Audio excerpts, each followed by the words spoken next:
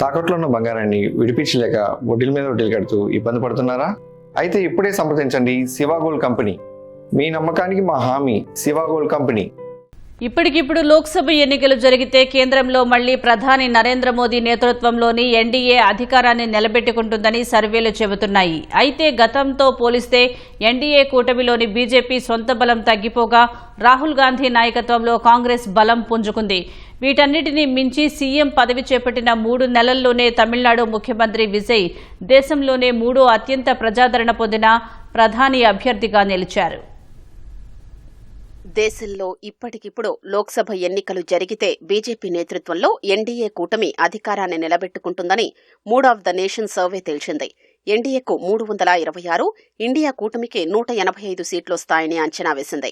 అయితే గతేడాది జనవరి సర్వేతో పోలిస్తే ఎన్డీఏ బలం 26 సీట్లు తగ్గింది. పార్టీల వారీగా చూస్తే బీజేపీ సొంతంగా 261 సీట్లు మాత్రమే గెలుచుకుంటుందని, ఇది మ్యాజిక్ ఫిగర్ 272 కంటే తక్కువని సర్వే పేర్కొంది.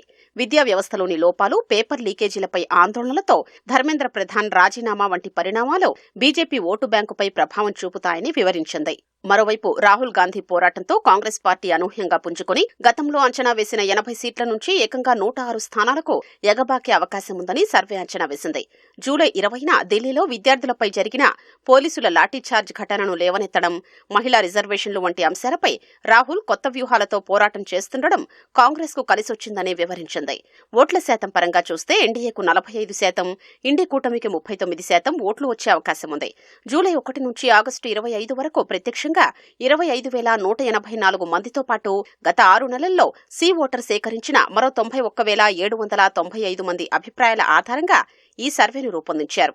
2024లో రాజకీయాల్లోకొచ్చి 2026లో తమిళనాడు సీఎంగా బాధ్యతలు చేపట్టిన 3 నెలల్లోనే టీవీకే అధినేత విజయ్ జాతీయ రాజకీయ ముఖచిత్రంపై మెరిశారు.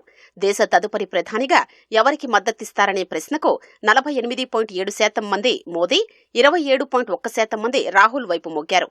తర్వాత 9.2% మద్దతుతో విజయ్ 3వ స్థానంలో నిలిచారు. తర్వాత బెంగాల్ మాజీ CM Mamata Banerjee 2%, SP chief Akhilesh Yadav 1.7%తో ఉన్నారు.